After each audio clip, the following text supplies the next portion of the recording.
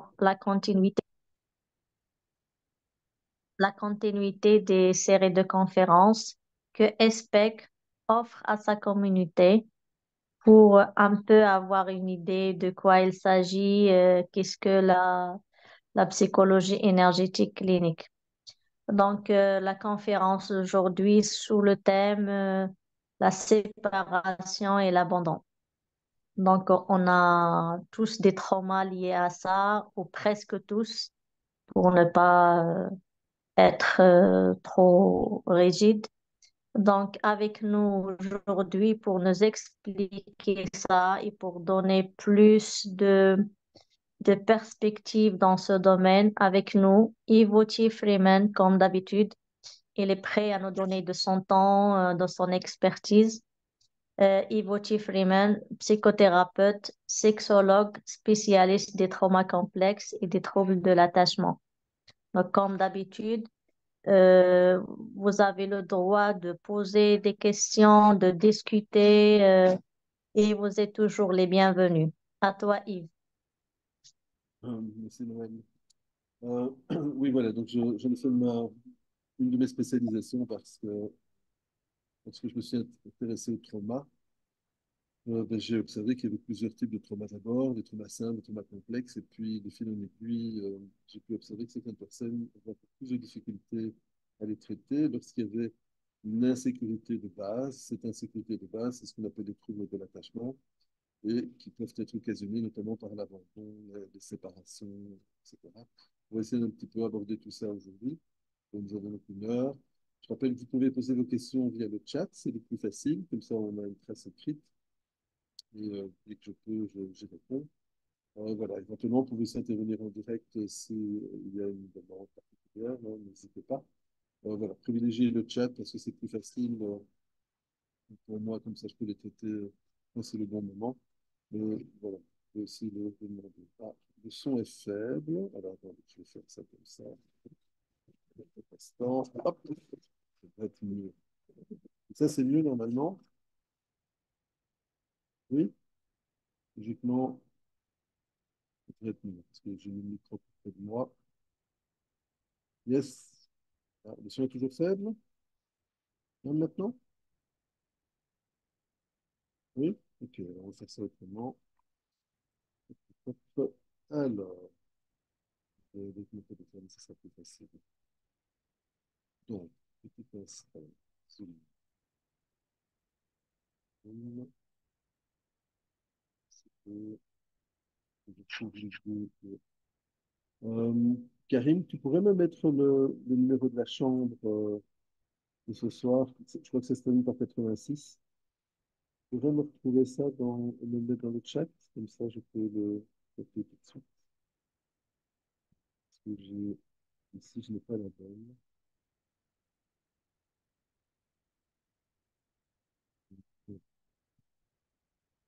Le numéro de la chambre de Zoom. Donc, ça doit être 7 ou 8 chiffres, je pense, d'affilée. Tu l'as dans l'invitation du lien. Je ne l'ai pas sous les yeux.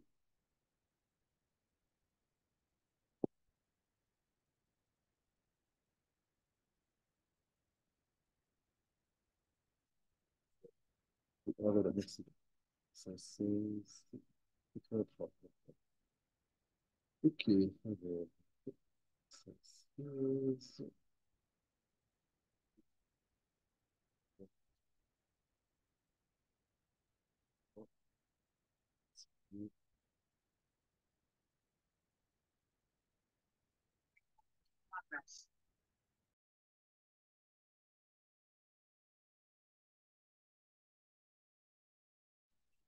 Voilà, normalement le son devrait être meilleur,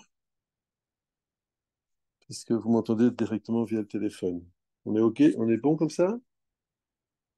Oui, oui. Alors je vais débrancher l'autre, puisqu'on n'en a pas besoin. Voilà, comme ça vous m'entendez toujours, hein. Parfait, super, génial. Voilà, comme je dis toujours lorsque je donne des cours sur les couples, bon, quitte à me faire taper sur les doigts, ce que femme veut, homme doit. Donc ce que Nawal exige, je me soumets. Ok, donc voilà. Ah, pas d'amélioration? Non, ça c'est pas normal parce que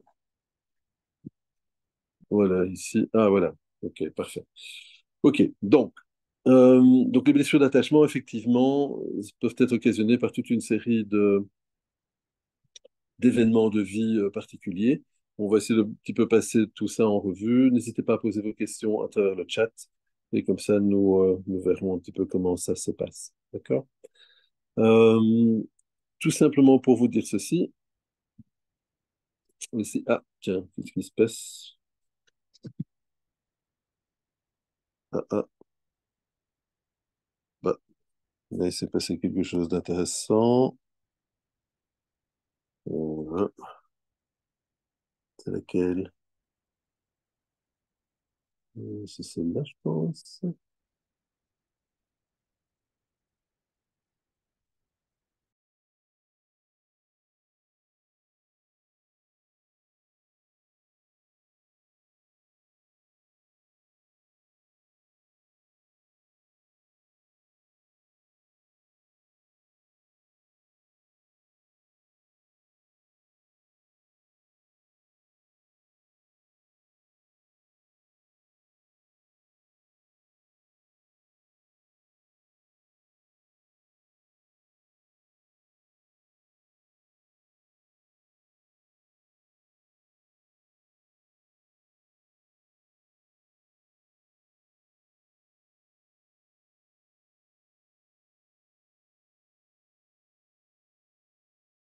Voilà.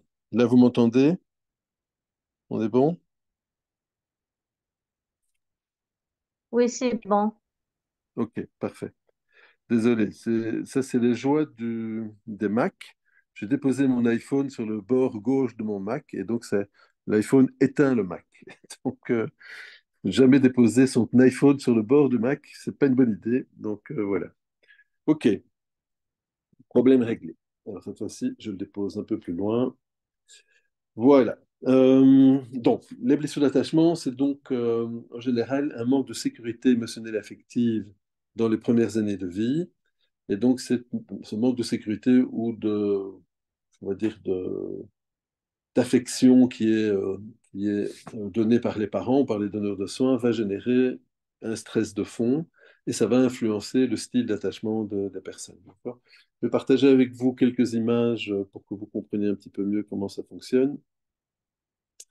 Et voilà. Hop. C'est pas un document qui sera transmis parce qu'il fait partie d'un cours, mais je vais essayer de vous en montrer une partie en tout cas.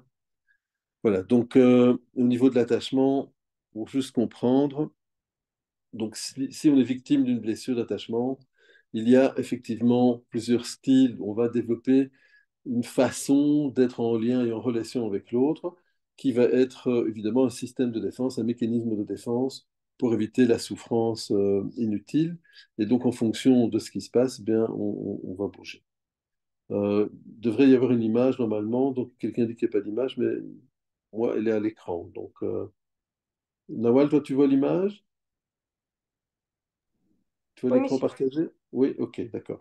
Alors peut-être qu'il faut juste regarder, si tu n'es peut-être pas sur le bon écran avec moi, parce que j'apparais deux fois maintenant, une fois par mon iPhone et une autre fois par l'ordinateur. Donc c'est celle de l'ordinateur qui donnerait les images.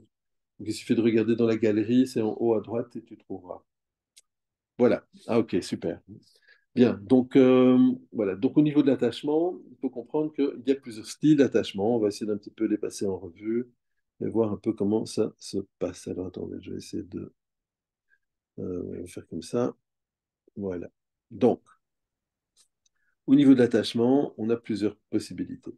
On peut avoir ce qu'on appelle un attachement détaché évitant. L'attachement détaché évitant, ce sont donc des personnes qui auront du mal à prendre dans les bras, par exemple, à dire je t'aime, qui vont éviter les conflits, donc qui pourraient fuir toute situation un petit peu difficile. Et évidemment, souvent, ce sont des personnes qu'on va aussi retrouver très fortement dans le mental, dans l'analyse, dans la justification. Voilà, en tout cas, beaucoup, beaucoup, beaucoup de paroles, beaucoup, beaucoup de discussions et peu d'émotions exprimées. Très souvent, ces personnes auront d'ailleurs du mal à repérer leurs propres émotions ou celles des autres. ça peut donner l'impression parfois d'être un peu arrogant ou hautain ou vraiment en retrait. Donc, c'est pas toujours facile à vivre de cette façon-là. Donc ça, c'est l'attachement détaché évitant. Les personnes pourraient aussi avoir tendance à couvrir l'autre de cadeaux, parce que c'est moins dangereux que de dire un je t'aime et d'exprimer ses émotions. Si on est rejeté, c'est plus facile à accepter. On a une autre forme d'attachement. Donc le premier, c'est à peu près 20% de la population, hein, puisque Nawal se demandait combien de personnes il y a, mais on estime qu'en blessure d'attachement, il y a à peu près, euh, à peu près 50% de la population qui souffre de ça. Voilà. Donc, au niveau de l'attachement anxieux, c'est à peu près 25% de la population, donc c'est une personne sur quatre. Et là, c'est vraiment l'opposé du détaché ou de l'évitant. C'est vraiment des personnes qui ont besoin d'être rassurées énormément lorsqu'il y a des liens, des rapports. Donc, ça veut dire que ce sont des personnes qui peuvent envoyer des messages très, très, très souvent en journée, par exemple. Ils ont besoin d'un retour rapide, ou sinon, ils peuvent vraiment déclencher des crises d'angoisse, voire des crises de panique, se faire des films, des plans. Hein. Voilà, il y a un accident, on me trompe, je ne compte plus, etc. Et donc, vraiment, c'est des personnes qui vont développer des ruminations mentales assez costaudes. Les ruminations mentales, c'est un système à la base de défense, c'est un mécanisme d'évitement de la souffrance, mais qui lui-même peut générer de la souffrance s'il y a trop d'attentes et trop de blessures. À côté de ça, nous avons l'attachement aussi désorganisé. L'attachement désorganisé, c'est vraiment des personnes qui pensent contrôler leur système, très très mental également, mais qui parfois explose vraiment de colère, comme un volcan. Et l'explosion n'est pas toujours très logique par rapport à la situation. C'est-à-dire que des situations complexes, la personne pourrait rester très calme, et lorsqu'il y a des situations tout à fait anodines, ça pourrait devenir la fin du monde, parce que c'est vraiment comme une cocotte minute, il y a vraiment une sorte d'épuisement du système, et à un moment donné, le système est débordé et tout ressort. Les personnes qui ont beaucoup de mal à lâcher, d'ailleurs aussi, euh, une fois que ça rumine, ils vont rester dans la rumination. Par contre, quand ils explosent, ça pourrait se calmer tout aussi vite. Et parfois, donc, ils vont exploser, puis 5 minutes plus tard ou 20 minutes plus tard, c'est tout à fait terminé. Ce qui est assez, évidemment, on va dire, décontenançant pour les partenaires, parce qu'on ne comprend pas très bien comment on peut passer comme ça du tout, enfin, rien ne va bien à tout va bien. Et donc, c'est un peu compliqué pour les personnes qui doivent suivre tout ça. Euh, au niveau de la rupture du lien d'attachement, donc comment ça peut se passer? Eh bien, si vous n'avez pas reçu effectivement suffisamment de sécurité émotionnelle et affective dans les premières années, l'enfant n'a pas la possibilité de comprendre ce que c'est un attachement sécure.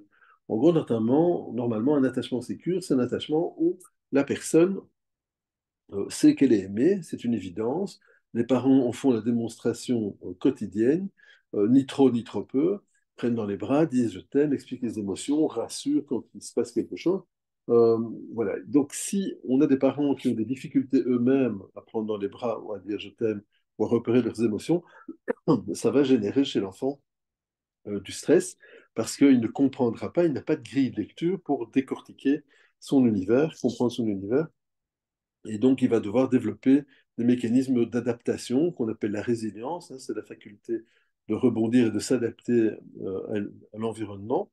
Et en fonction du type de blessure d'attachement qu'il a en face de lui, eh bien, il va reproduire souvent les mêmes schémas que ses parents ou un mélange des schémas parentaux ou des schémas des donneurs de soins. Hein, si les enfants sont beaucoup chez des grands-parents, des oncles, des tantes, ou voilà, parrains, marraines, eh bien, évidemment, ça peut provoquer le même type de blessure. Donc, l'enfant va chercher à recopier, à reproduire ce qu'il voit, ce qu'il vit, parce que c'est comme ça qu'il apprend. Je rappelle qu'un enfant apprend énormément par les neurones miroirs. Donc, les neurones miroirs, c'est vraiment la faculté de reproduire les schémas, les mouvements, les comportements de ce qui entoure l'enfant. Et donc, il va évidemment être très, très fortement influencé par cet environnement. Donc, la rupture de lien, elle peut être à l'origine, enfin, l'origine, pardon, de cette rupture de lien peut être à la fois le dysfonctionnement parental ou des donneurs de soins. Ça peut être aussi évidemment une série d'événements qui vont frapper la cellule familiale. Donc ça peut être des événements, ça peut être aussi des aspects transgénérationnels parfois quand il y a une certaine fragilité ou sensibilité à un certain type de stress. Il peut évidemment y avoir aussi des aspects culturels. Hein, si on ne prend pas dans les bras, par exemple, bien, ça va générer des difficultés. Je me rappelle plusieurs patients qui viennent de l'Afrique noire me disaient que dans toute une série d'ethnies d'Afrique noire, par exemple, c'est assez violent quand ils sont enfants. Hein, il peut y avoir des coups, tel point d'ailleurs que c'est normal. Et les enfants se coupent évidemment de cette violence. Je sais que parfois, ça peut se produire aussi, évidemment, au Maroc ou ailleurs. Moi, par exemple, quand j'étais enfant, euh, parents, grands-parents étaient euh, sous-officier de gendarmerie, et donc c'était plutôt rude. Hein, j'étais un enfant battu. Et par exemple, on a attaché mon bras gauche pour m'obliger à écrire de la main droite. On me l'attachait, hein, vraiment. Ou il pouvait évidemment avoir les coups de ceinture, etc. Donc, voilà, en fonction du milieu social, de la culture générale, de l'environnement, de la reproduction des blessures d'attachement, évidemment, l'enfant peut subir des choses qui vont le marquer et qui va reproduire en tout ou en partie ou qui vont devenir des contre-exemples aussi parfois.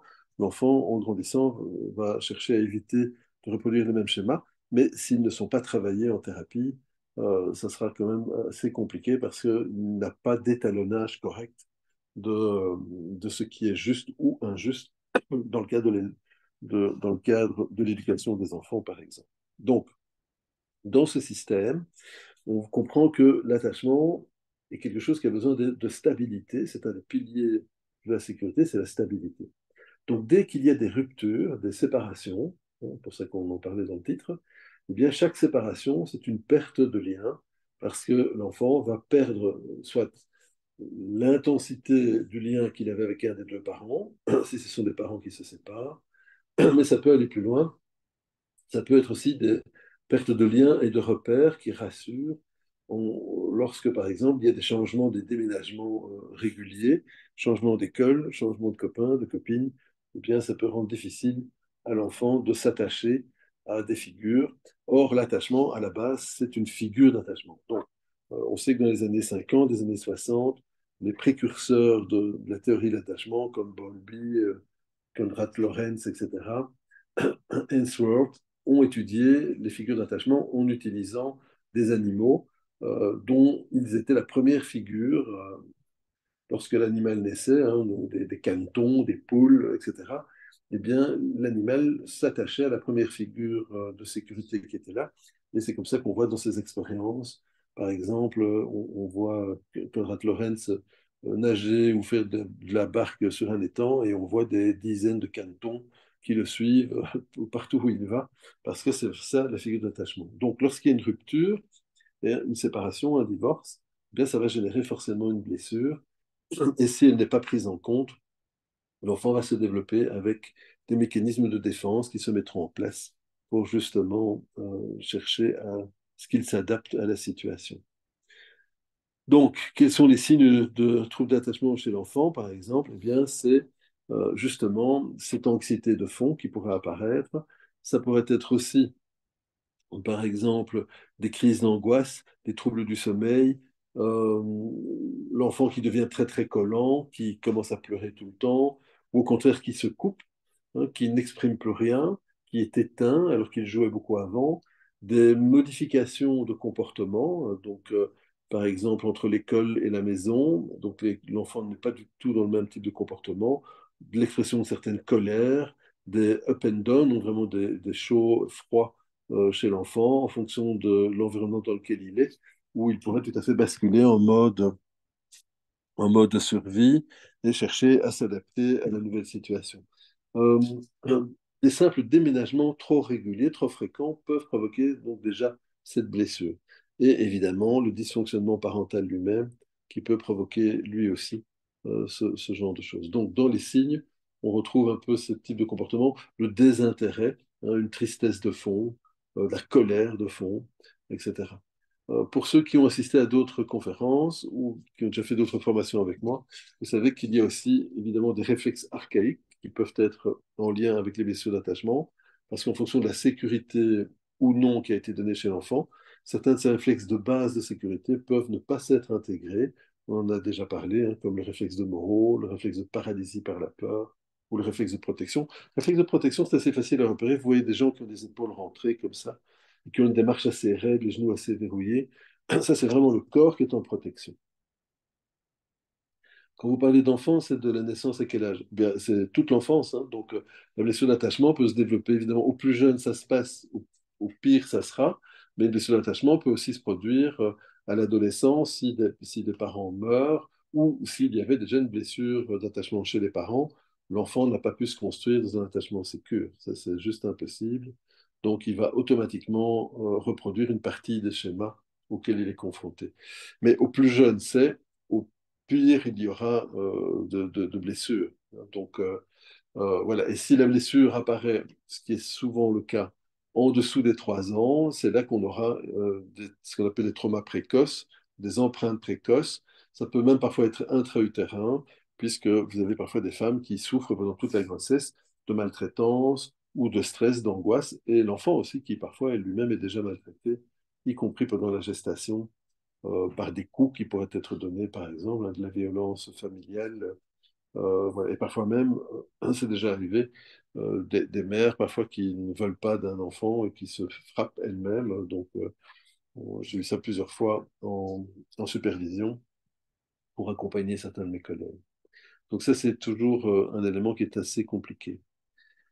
Alors, du trouble de l'attachement au trauma complexe, ben oui, donc en gros, ce qui se passe, c'est qu'effectivement, ben, au plus jeune se produit la blessure, au moins la personne aura la capacité de développer des mécanismes de sécurité, puisque l'insécurité est connue depuis le plus tendre âge. Donc, ça veut dire que dans les mécanismes de survie, l'enfant va devoir mettre en place ces fameuses blessures, donc attachement détaché évitant, anxieux, désorganisé ou ambivalent, qui est un mixte des 3 premiers cas de figure. L'enfant va devoir déjà mettre en place cela. Il va copier-coller en partie ses parents ou les donneurs de soins, ou il va chercher à trouver une adaptation au système et à son environnement. Ça veut dire aussi que si ça démarre très jeune, ça veut dire que il va être plus sensible à certains types d'événements de la vie qu'un enfant qui aura un attachement sécure pourra digérer, alors qu'un enfant qui n'a pas un attachement sécure aura beaucoup de mal à digérer, c'est qu'il va générer ce qu'on appelle des traumas complexes. Pourquoi? Parce qu'il y a une sorte d'entrechevêtrement de plusieurs blessures qui peuvent avoir les mêmes croyances, les mêmes cognitions de fond, hein, les croyances que l'enfant va développer à partir de ce qu'il vit, de ce qu'il subit. Euh, mais on peut avoir aussi, évidemment, cette complexité qui va venir de la répétition de même type de trauma ou de traumas différents, qui vont donc rendre les choses plus compliquées pour l'enfant. Et s'il n'obtient pas de la réassurance des parents ou des donneurs de soins qui lui expliquent ce qui se passe, qui le rassurent, qui le prennent dans les bras, qui lui expliquent ce qu'il est en train de vivre comme émotion, ben, l'enfant va devoir imaginer et soit il va être anxieux et débordé, soit au contraire il va se couper, ou alors il va penser, gérer, mais il explose de temps à autre, ou un mix de tout ça.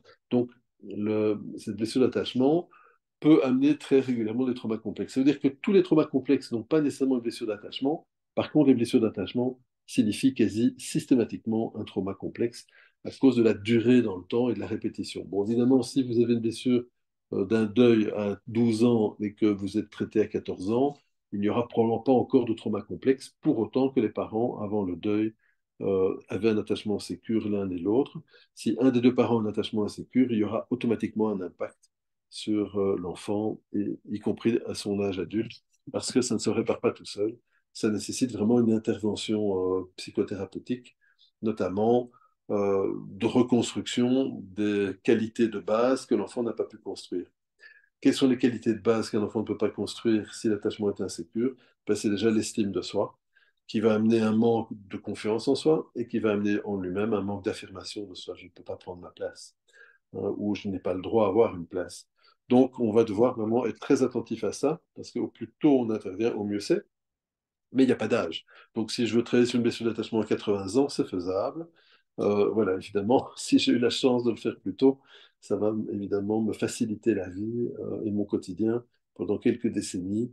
Donc, c'est toujours plus intéressant d'essayer de démarrer plus tôt que plus tard. L'attachement sécure, lui, donc, c'est une personne qui a eu cette opportunité de vivre avec des parents qui ont donné à l'un et à l'autre cette sécurité. La sécurité, ça veut dire que les parents n'était ni trop présent ni trop absent, ni trop autoritaire, ni trop laxiste. Donc il y avait vraiment un cadre de fonctionnement qui était nommé, qui était respecté par les parents et par l'enfant. Et en déant ce cadre, les choses se passaient bien, parce qu'il y a de l'amour qui était exprimé, de la reconnaissance, de l'affection, de l'attention. Et c'est en dehors du cadre, évidemment, que là, l'autorité parentale va reprendre le dessus, mais toujours avec bienveillance, en expliquant pourquoi il ne faut pas franchir le cadre, parce qu'il y a une certaine dangerosité à le faire, par exemple, ou d'autres blessures qui pourraient entrer en ligne de compte. Donc, ça, c'est très important de bien noter ces éléments, c'est que si le cadre est donné de façon correcte, les parents vont pouvoir apporter cette sécurité de fond. Et évidemment, ça veut dire aussi que ça nécessite des parents d'avoir discuté, par exemple, de l'éducation. Comment est-ce que j'éduque mes enfants? Comment est-ce que je trouve un équilibre entre l'éducation et les valeurs, etc. Parce que si les parents ne discutent pas, ne dialoguent pas ou ne sont pas d'accord, évidemment, ça va générer des conflits y compris avec les grands-parents, par exemple, hein, ou les autres donneurs de soins. C'est important de poser un cadre bienveillant de façon à ce que les choses soient faites. Il y a une question sur une attestation. Non, il n'y a pas d'attestation. Hein, c'est une conférence qui est offerte sur une thématique. Voilà. Il y aura des formations qui seront données sur le sujet, avec aussi comment travailler sur ce type de blessure par l'ESPEC. Là, pour ça, vous contactez Nawel ou Karim mettra dans le chat des informations. Voilà, donc, mais il n'y a pas d'attestation particulière puisque c'est une conférence gratuite. Voilà, donc au niveau de... On peut faire un petit exercice d'observation, ça peut être intéressant pour tout le monde. Euh, J'aimerais que vous vous essayiez ou prenez une position confortable. Vous pouvez, pour ceux qui connaissent le tapping, penser à faire le bord des doigts, ne fût-ce que le pouce sur le bord de l'index, hein, le pouce vient naturellement sur le côté du doigt. Je vais sortir peut-être du partage, comme ça on me verra mieux. Voilà, pour ceux qui me voient, en tout cas. Ah oui, il faut que j'ouvre l'autre caméra, ça sera plus facile. Voilà, une des deux caméras, vous me verrez. Donc, vraiment, le pouce sur le bord du doigt. Donc, attendez, c'est comme ça, pardon, je vais y arriver. Voilà, donc, le pouce, il est naturellement du bon côté du doigt. D'accord? Donc, si je mets la main vers moi, le pouce vers moi, c'est le côté qui est toujours vers moi, que je vais stimuler sur le bord de l'ongle, donc à l'extrémité du doigt, mais sur le côté du doigt, pas sur le bout du doigt. Donc le pouce vient naturellement sur le côté, puis bord du majeur, annulaire, auriculaire, etc.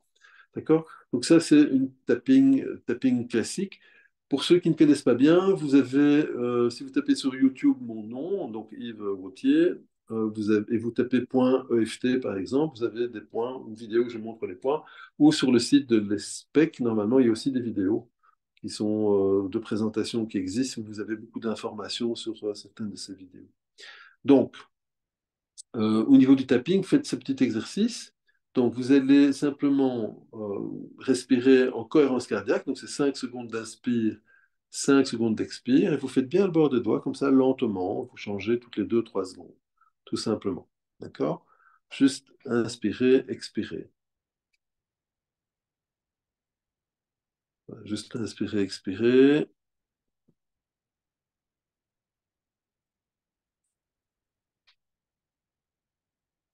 Voilà.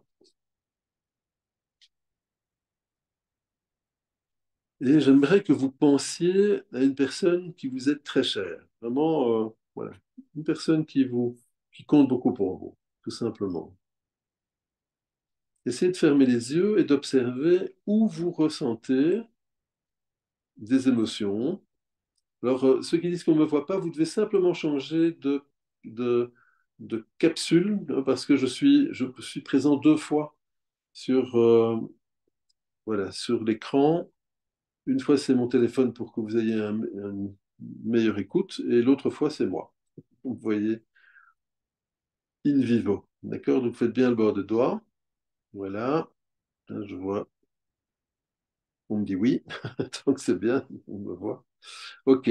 Alors, restez bien. Pensez à cette personne enfin, qui compte beaucoup à vos yeux. et prenez un petit moment pour observer ce que vous ressentez lorsque vous pensez à cette personne. Est-ce que vous ressentez de la joie, des émotions positives? Est-ce que vous ressentez peut-être certaines activations dans votre corps qui peuvent être de l'énergie qui circule, un sourire qui apparaît, bref, quelque chose? Essayez de prendre un tout petit moment pour observer ce que vous ressentez juste ici et maintenant. Prenez juste ça. OK. Voilà. Et maintenant, j'aimerais que vous imaginiez que euh, cette personne, voilà, elle vous annonce qu'elle va partir pendant un an. Vous n'allez plus la voir pendant un an. Et essayez d'observer un peu ce que ça vous fait quand vous apprenez que la personne qui, voilà, qui compte beaucoup pour vous disparaît pendant un an. Et c'est un peu juste d'observer ce qui se passe à l'intérieur de votre corps. Normalement, chez certains, vous allez sentir une émotion qui va apparaître. Chez d'autres, ça va peut-être se couper. Vous n'allez plus rien ressentir. Chez d'autres, vous allez dire, c'est peut-être des parties mentales qui vont commencer à dire, ben non, je sais bien qu'il part pas, etc. Prenez juste un petit moment pour observer ce qui se passe à l'intérieur de vous. La façon dont vous allez réagir ou ressentir les choses, c'est une traduction déjà de votre style d'attachement. Si j'ai un attachement qui est sécure, mon attachement sécure fait que je ne vais pas prendre à titre personnel ce que l'autre dit ou fait. Je vais être plutôt dans la curiosité de comprendre ce qui se passe pour l'autre pour qu'il me voie de telle ou de telle façon. Comme je l'avais expliqué lors d'une précédente conférence, euh, il y a ce fameux livre sur les accords Toltec, qui est un chouette bouquin de Don Miguel Ruiz, hein, et qui donne cette image du film et du script d'un scénario. Et si quelqu'un vient chez vous et vous agonie d'injures, est-ce qu'il y a une différence avec la même personne qui vient chez vous et qui vous couvre de laurier, qui vous dit que vous êtes vraiment quelqu'un d'extraordinaire? D'un point de vue technique, bon, certains d'entre vous vont dire, bah oui, il y a une différence. C'est évidemment plus agréable de recevoir des compliments que des insultes, mais d'un point de vue de fond, il n'y a pas de différence. Alors pourquoi est-ce qu'il n'y a pas de différence? Que quelqu'un aurait une idée.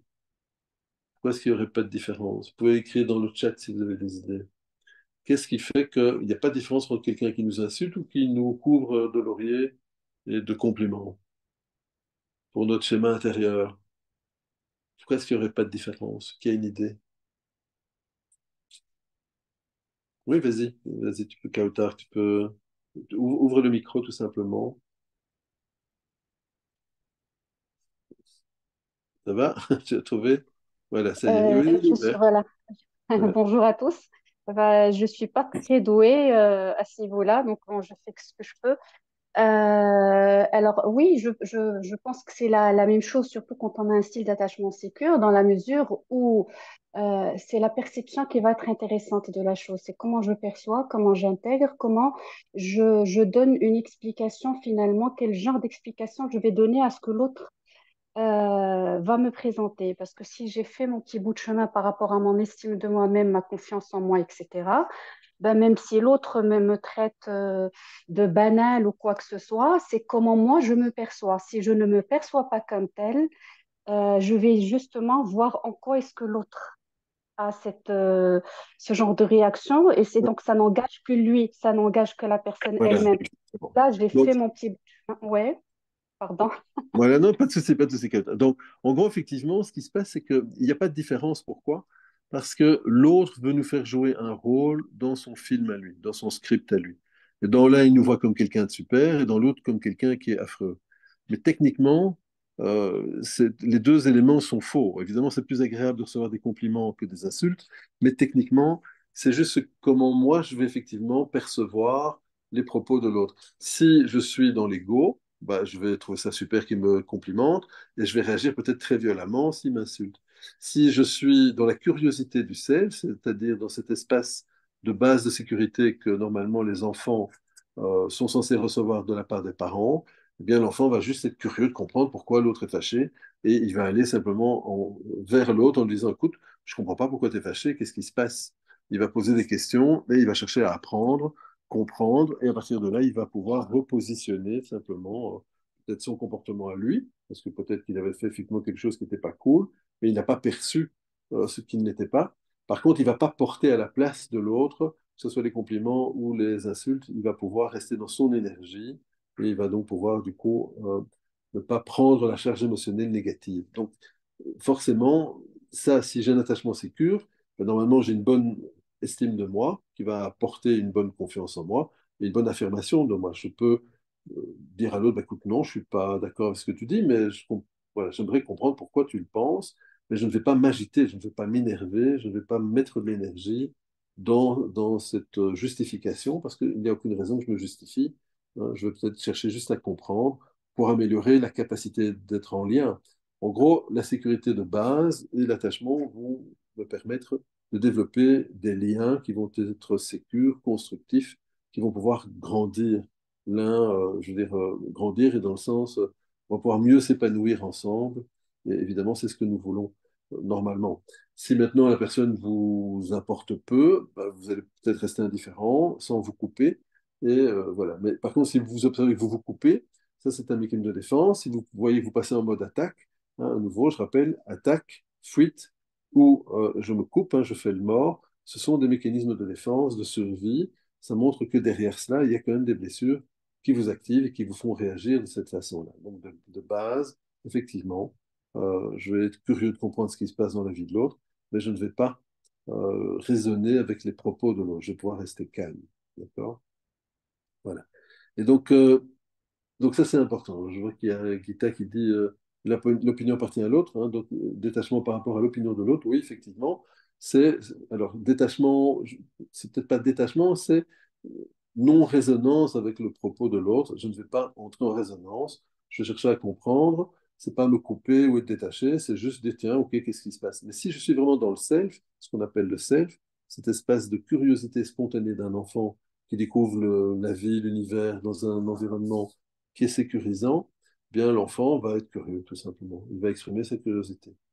D'accord. Il ne va pas rester dans son coin, il ne va pas non plus se couper, il ne va pas non plus attaquer parce qu'il n'a pas besoin, il va juste exprimer sa curiosité, de comprendre. Et si l'autre ne peut pas lui expliquer, en tout cas, il ne va pas en faire tout un fromage, il ne va pas être marqué par cela, ça va se digérer de façon naturelle et spontanée. Par contre, si vous observez que vous commencez à ruminer sur le sujet, là, ça veut dire qu'il y a quand même des blessures. Hein. Donc, je vous avais donné quelques symptômes tout à l'heure où on peut repérer l'attachement qui est insécure. Eh bien, dans les comportements, comme pour les traumas ou les traumas complexes, on peut retrouver certains types de comportements qui sont des mécanismes d'évitement ou de défense, comme par exemple les TOC, les ruminations mentales, les addictions, les phobies, les comportements excessifs, hein, workaholic, sexaholic, sportaholic, sont tous des comportements qui vont montrer qu'il y a une insécurité de base à cause soit d'un événement, d'une relation particulière qui nous a impacté. C'est souvent évidemment les parents, parfois les premiers professeurs aussi. Hein. Je sais que parfois à l'école, c'est pas très drôle au Maroc, donc, comme chez nous avant, hein, donc c'est pas toujours très rigolo. Euh, voilà, mais si la sécurité de base peut être donnée dans la famille ou avec des personnes qui vont servir de mentors, hein, qui vont servir de référents, la blessure peut être réparée assez rapidement. Donc c'est ça qui est important, c'est comprendre que au plus vite on intervient, au mieux c'est, mais on peut travailler jusqu'à la fin de nos jours, on peut encore aller réparer des blessures d'attachement. Ça nous permet de réparer tout ça. OK? Est-ce qu'il y a d'autres questions? Parce qu'il y a encore plein de gens qui arrivent, là, je vois. Hop, hop, hop. Voilà. Non, sinon je vais reprendre un petit peu le- les éléments. Donc, c'est ce qu'on va appeler nos modèles internes opérants. Les modèles internes opérants, c'est vraiment les ressources auxquelles j'ai pu être confronté qui vont m'apprendre à survivre, à m'adapter dans mon environnement. Et ça, c'est assez important. Notamment parce que au niveau de ces petites voix intérieures, hein, c'est ce qu'on appelle les ego states, les parts, les sous-personnalités. On peut avoir cette part critique hein, qui souvent apparaît, et cette part critique, évidemment, peut nous faire beaucoup de tort, elle peut être à la base, à l'origine de comportements d'autosabotage. Et donc, évidemment, c'est déjà repérer la bienveillance ou non de ce type de petites voix.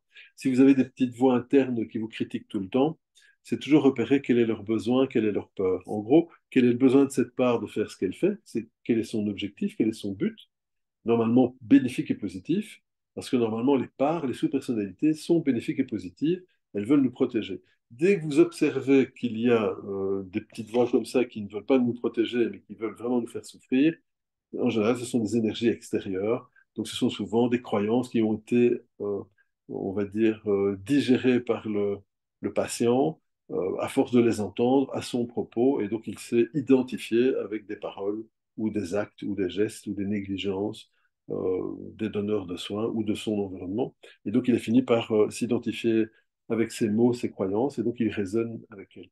Donc, première chose pour nous, c'est déjà de repérer quel est le besoin des parties, quelles sont leurs peurs, de façon à ce qu'on puisse effectivement intervenir sur la bonne pièce du puzzle et aider à la reconstruction de l'estime de soi, et puis de la confiance, et puis de l'affirmation de soi. D'accord? Donc ça, c'est très important. Ce sont des mécanismes.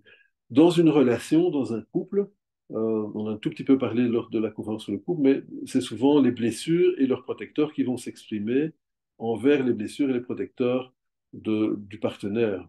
Et donc, évidemment, si on a plusieurs blessures et euh, plusieurs systèmes de défense, de protecteurs de ces blessures, de ce qu'on appelle les exilés, et bien évidemment, ça devient un système complexe et multiple, et les relations, les discussions peuvent devenir très, très compliquées. Par exemple, dans les styles d'attachement, si vous mettez deux attachements détachés évitants ensemble, ça peut se passer très bien parce qu'il n'y a pas de discussion. Les gens vont se couper l'un l'autre, ou vont simplement se couper quand il y a un truc difficile, ou vont éviter. Et donc, ils peuvent passer toute leur vie l'un à côté de l'autre et sans être vraiment heureux, ni nécessairement malheureux, mais voilà, hein, ils ne vont pas pouvoir le faire. Par contre, si on a un évitant avec un anxieux, ça va être un peu plus compliqué. Pourquoi?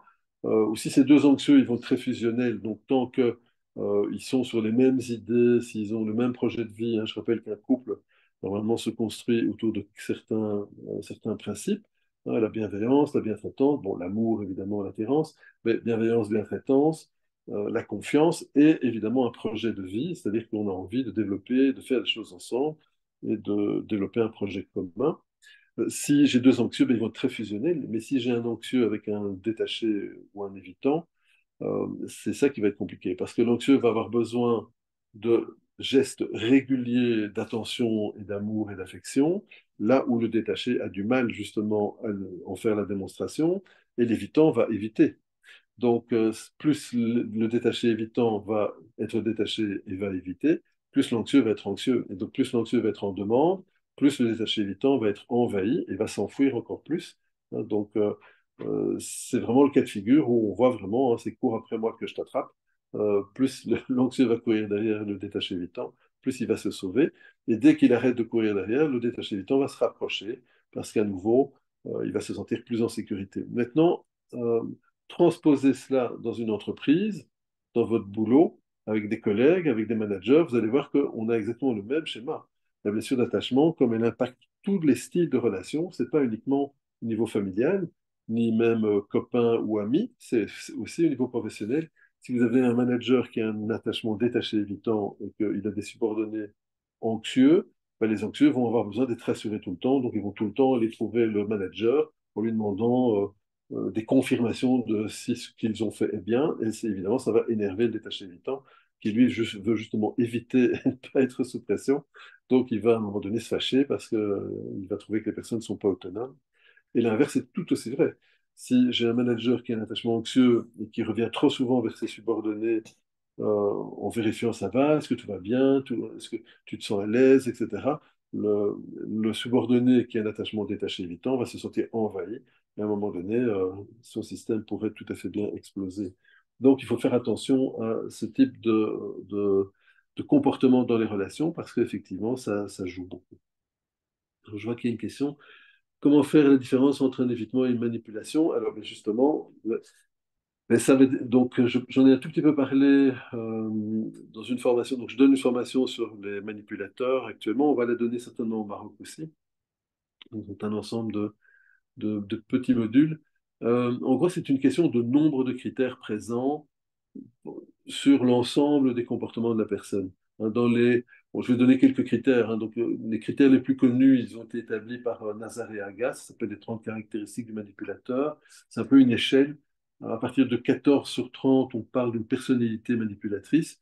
Si on arrive aux alentours de 18, 19, 20, on sait qu'on a affaire à plutôt une blessure narcissique égocentré, hein, et manipulateur narcissique. Et puis, on peut aller vraiment vers le pervers narcissique, quand la personne veut détruire l'autre et vraiment avoir le pouvoir. Mais dans les types de caractéristiques classiques, on a évidemment souffler le chaud et le froid, prêcher le faux pour savoir le vrai, rester flou dans ses réponses, exiger que l'autre soit toujours réactif et réponde immédiatement aux questions, aux sollicitations.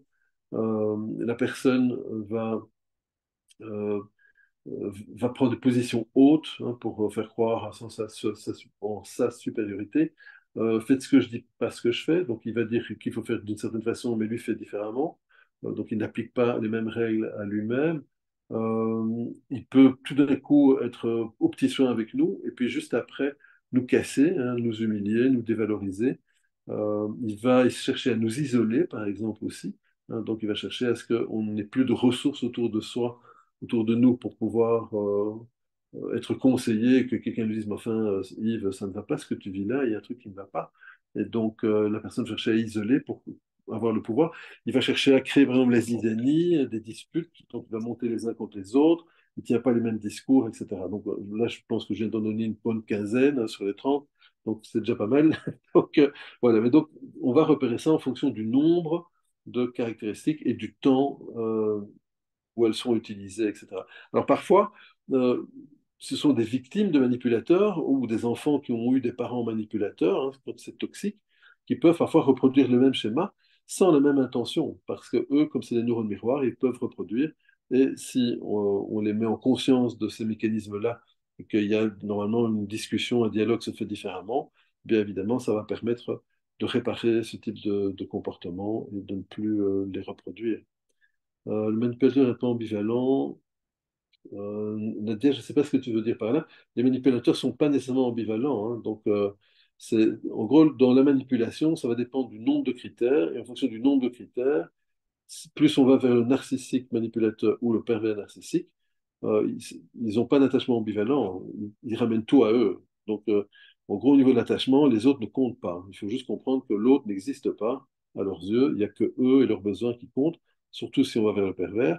Le manipulateur narcissique, même chose. Et si on a des gens qui ont des techniques de manipulation qui sont parfois la résultante de ce qu'ils ont vécu, ben à ce moment-là, euh, ce sont des mécanismes dont ils n'ont pas conscience nécessairement, et de fait, voilà, ils peuvent les réparer si, en tout cas, c'est des personnes qui pourraient très bien aller faire une thérapie et aller réparer ça, parce que voilà, ils ne vont pas développer justement un égocentrisme à tout craint. Voilà. Le Razra dit très égoïste, oui, pas du tout anxieux. Oui, il faut préciser vos questions parce que je ne sais pas ce que je dois te dire. Ça. Donc, oui, Kautar, je vois que tu as levé la main. Il faut ouvrir le micro. Oui, voilà. Non, il n'est pas encore ouvert. Il n'est pas encore ouvert. C'est en bas à gauche normalement. Réactiver le Ça son. Tu vois. marche? Là, vous Voilà. m'entendez? Oui, on te voit Ouais. plus, mais on t'entend. Ah, ok. Alors, je voulais dire juste que je ne sais pas, et dites-moi si je me trompe. Là, par rapport aux questions, j'ai l'impression que les gens confondent un peu entre trouble de la personnalité et style d'attachement. Et là, c'est deux choses complètement Oui, tout à différentes. fait. Voilà, que c'est bien de faire appel à ce genre d'échelle, mais quand on écarte complètement la présence d'un trouble de personnalité, parce que quand on parle de trouble de personnalité, là, on ne fait plus du tout appel aux échelles, ça devient autre chose. Ça, on s'appuie plutôt sur les critères diagnostiques DSM-5 ou bien sur la classification mondiale 10.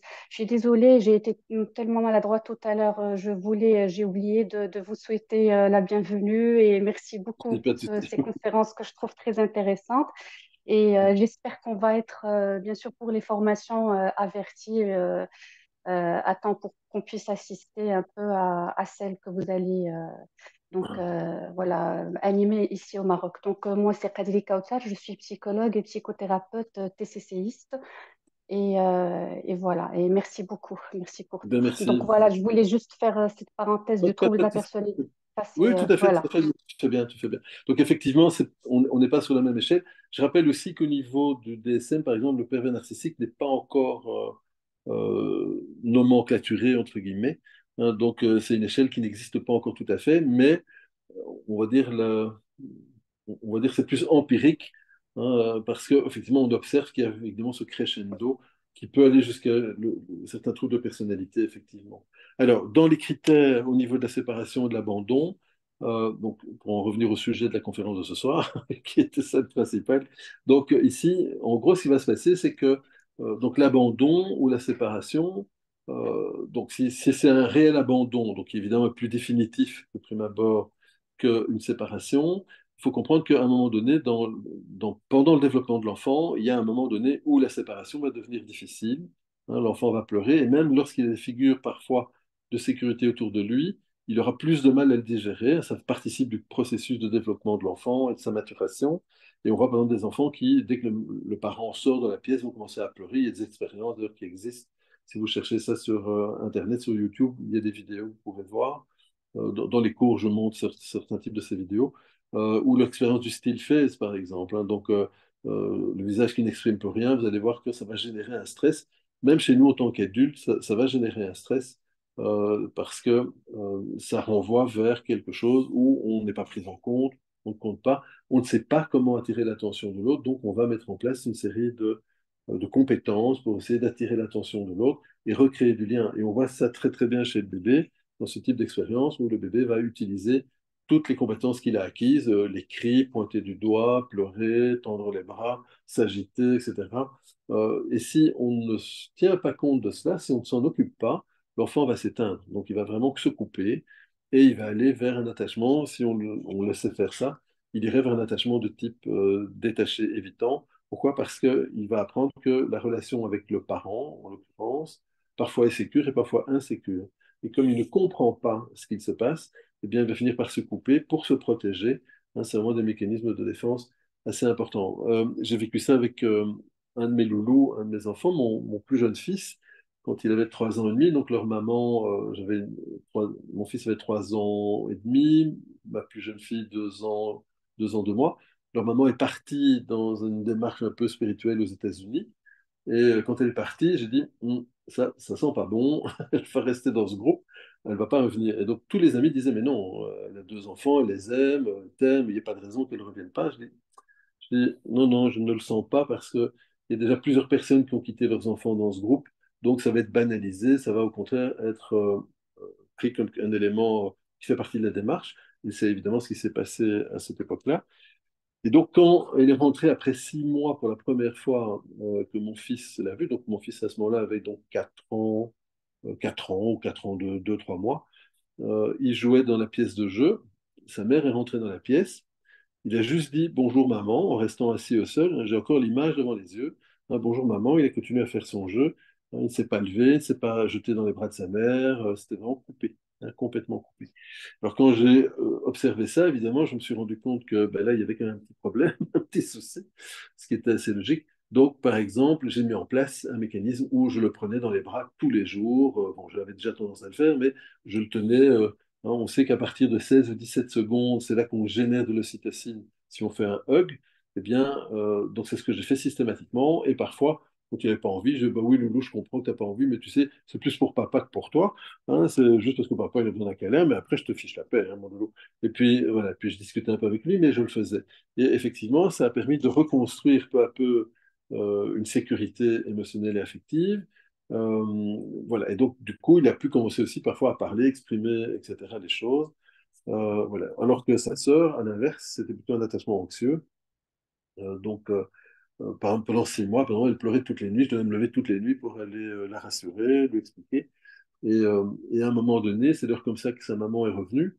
C'est que, enfin, revenue, en tout cas, voir ses enfants, parce qu'à un moment donné, euh, la maman était tellement dans la négation de ce qui s'était passé qu'elle n'arrêtait pas de dire que c'était la nounou, moi-même, la famille qui faisions que les enfants pleurent. En tout cas, que ma plus jeune fille pleure, hein, parce qu'on créait cette réalité-là. Alors je lui dis, écoute, bon, c'est un petit peu violent quand même de venir dire que nous créons la réalité de nos enfants. Donc, ce que j'ai fait, de façon un petit peu trash, Un jour, elle a appelé en Skype et je dis, attends, je vais t'amener notre fille, et donc, qui avait donc 2 ans et quelques mois. Et je l'ai déposée devant l'écran en Skype et je dis, chérie, tu vas expliquer à papa, enfin, tu vas expliquer à maman ce que tu dis à papa depuis 6 mois, toutes les nuits. D'accord? Et elle est rentrée en larmes, évidemment, elle commence à expliquer. Moi, je suis sorti de la pièce, hein, je ne me suis pas mis trop loin. Mais pendant un quart d'heure, je l'ai laissé comme ça. Et puis après, je suis rentré dans la pièce, hein, elle parlait avec sa mère, et sa maman pleurait. Alors je dis maintenant, est-ce que c'est toi qui t'es inventé le fait qu'elle pleure, ou que c'est elle qui a inventé qu'elle pleurait, que du coup tu pleurais? Je dis, ou c'est simplement parce qu'il y a une blessure d'attachement, il y a un enfant a des besoins, et un enfant, si on ne remplit pas ses besoins, ben, c'est assez normal qu'il soit en manque de sa maman ou de son papa, etc. Donc ça a permis d'un petit peu dégeler la communication sur ce sujet, parce qu'il y avait vraiment un déni, hein, c'est un mécanisme de défense, hein, c'était dans le déni de ce qui s'était passé. En sachant que elle-même, quand elle était enfant, entre ses 10 et 20 ans, n'avait pas vu son père. Donc il y avait des reproductions de schémas. Donc c'était des choses qui étaient tout à fait claires. Donc la séparation, quand elle est temporaire, évidemment, ce n'est pas gênant. Plus vous allez donner du cadre à l'enfant, lui expliquer, euh, privilégier des appels avec la technologie actuelle, WhatsApp, Zoom, Skype, Google Teams, bref, tout ce que vous voulez utiliser. Il y a moyen de se voir. Évidemment, bon, il faut limiter les écrans, mais vous pouvez le faire pour ce genre de choses, ne fût-ce que quelques minutes, s'appeler, etc. Euh, voilà. Par contre, l'abandon, ça va créer vraiment une rupture de lien beaucoup plus importante, avec une perte de confiance en l'adulte qui est censé aimer. Et si on va un petit peu plus loin, c'est évidemment la même chose, le même type de schéma qui peuvent se produire si on parle d'abus, qui peuvent être aussi des abus d'ordre sexuel ou autre, incestueux ou autre, qui vont évidemment être très compliqués pour l'enfant parce que c'est vraiment l'adulte, et en plus qui est censé être aimant, qui a des passages à l'acte assez violents. Je lisais juste avant cette conférence une étude qui vient d'être faite sur des rapports incestueux. Alors, l'étude est peut-être un peu biaisée parce qu'ils ont eu quand même, je crois, 97% de femmes sur les... Donc, c'est 400 personnes qui ont répondu à un questionnaire, des patients, de thérapeutes, de psychologues, etc. Et il y avait quand même 97% de femmes. Donc, évidemment, c'est peut-être un peu biaisé sur l'échantillonnage, mais on arrivait quand même à 60 ou 70% de relations incestuelles à cause du père ou de la famille. Il y avait à peu près une dizaine de pourcents qui venaient de femmes. Ça peut être la mère, cousin, cousine, plutôt sœur, mais 90% plutôt des hommes. Et évidemment, tout l'impact que ça peut faire avec des amnésies. Le but de l'étude, c'était de mesurer l'amnésie totale ou partielle. Et effectivement, il y a la moitié des cas, c'est des amnésies totales, qui peuvent durer plusieurs décennies, euh, plus de 30 ans parfois. Et l'autre moitié, on est sur des amnésies partielles. Donc, ils vont durer quelques années, 3, 4, 5 ans. Alors, c'est important parce que, notamment dans les critères d'intervention au niveau de la loi, comme il y a des prescriptions, le but était aussi d'essayer d'amener le législateur à modifier les prescriptions pour ce type d'agression, pour que les agresseurs puissent être poursuivis, parce que sinon, il y a des prescriptions. Donc, voilà. Mais donc, c'est pour dire qu'au niveau de la sécurité peut venir d'événements type accident, cambriolage, etc., mais aussi des accidents plus compliqués qui vont venir toucher à la construction de l'enfant lui-même et à son image de l'adulte qui est censé être bienveillant et rassurant, qui parfois ne l'est pas du tout. Est-ce qu'il y a des questions par rapport à tout ça?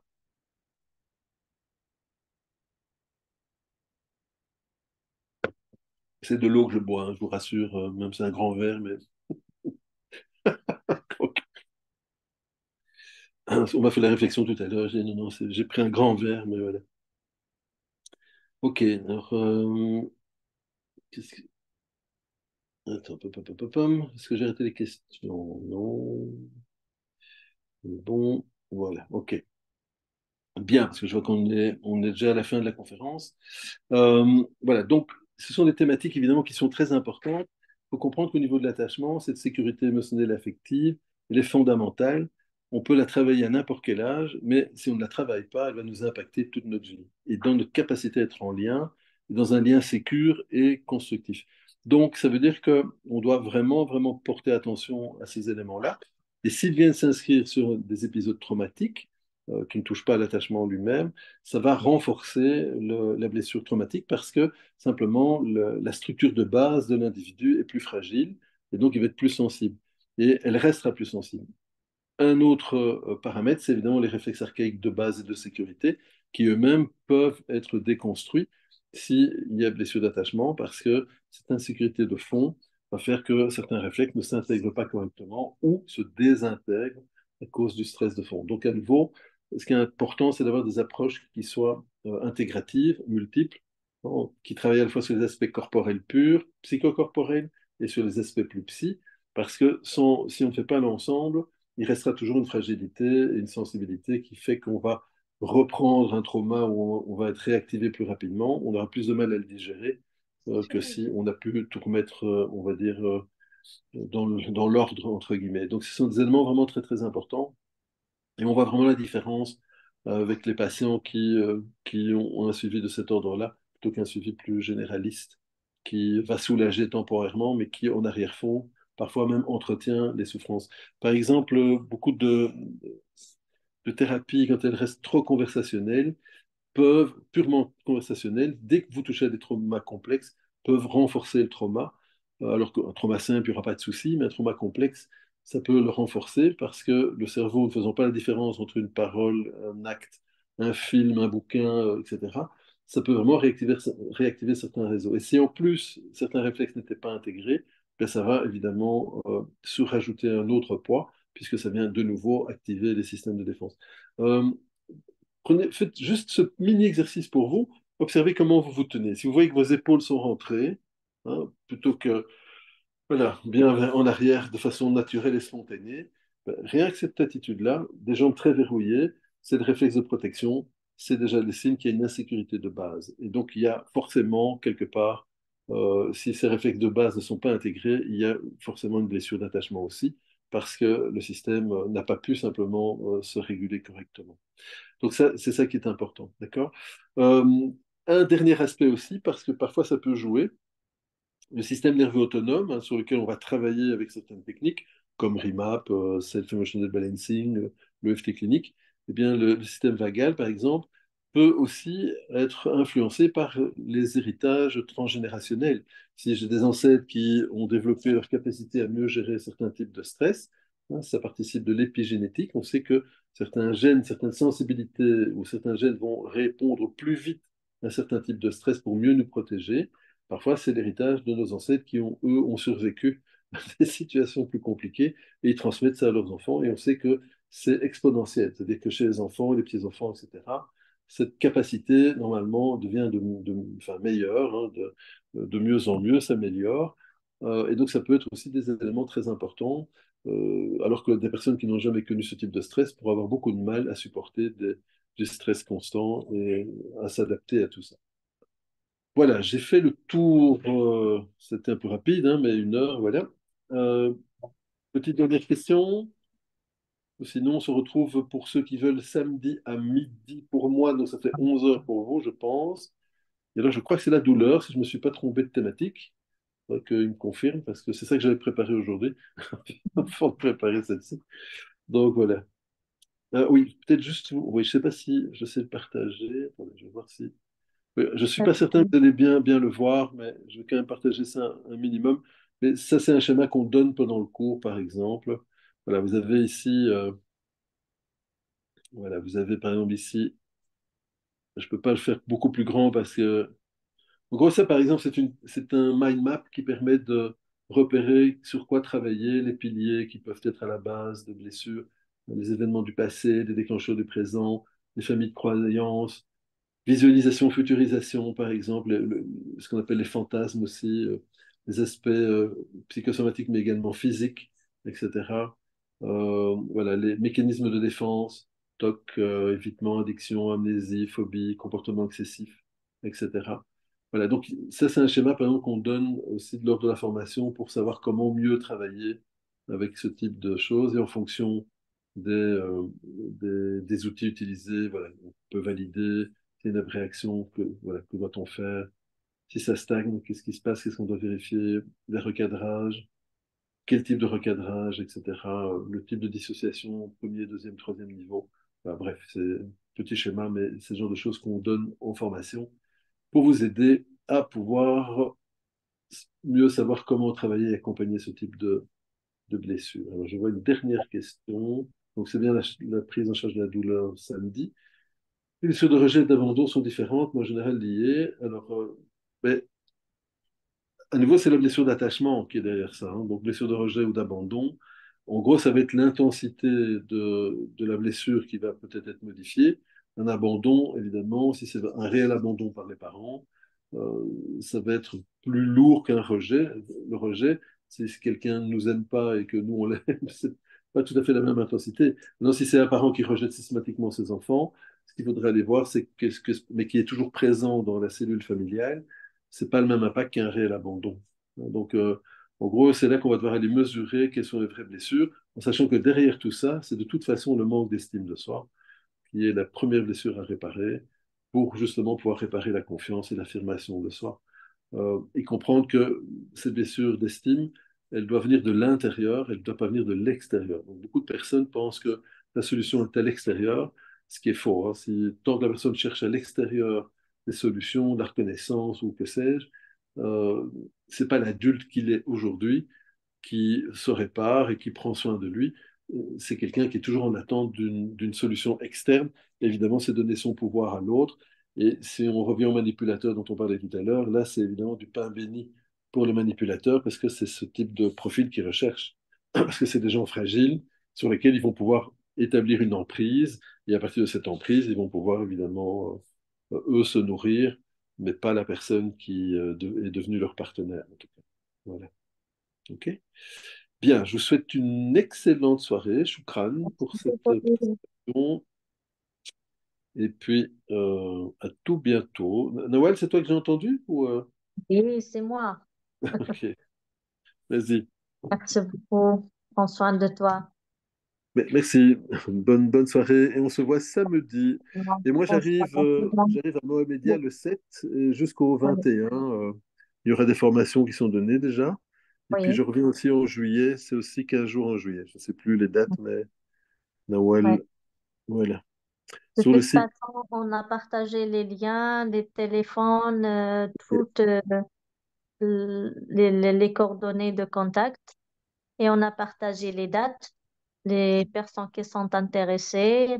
Comme Oui. d'habitude, toutes les personnes présentes à cette conférence, ils bénéficieront de 10% de réduction sur toutes les formations s'ils s'inscrivent dans les 48 heures qui suivent. Bon, ben voilà. C'est le cadeau bonus que j'ignorais, mais c'est bien. Ok. C'est bien pour Moi, encourager un peu les gens à venir découvrir la psychologie énergétique clinique. Et pour nos collègues psychologues, psychothérapeutes, cette technique permet de travailler surtout d'une façon rapide par rapport aux autres techniques. C'est une TCC de troisième génération, bien troisième vague, et ça permet aussi d'éviter les rechutes.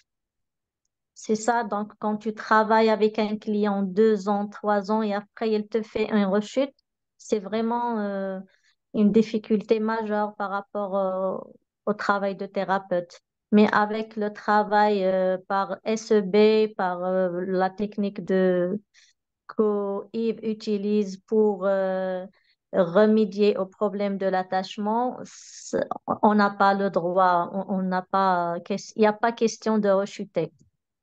Donc, c'est ça la différence entre ce qui se passe dans la psychologie et la psychothérapie.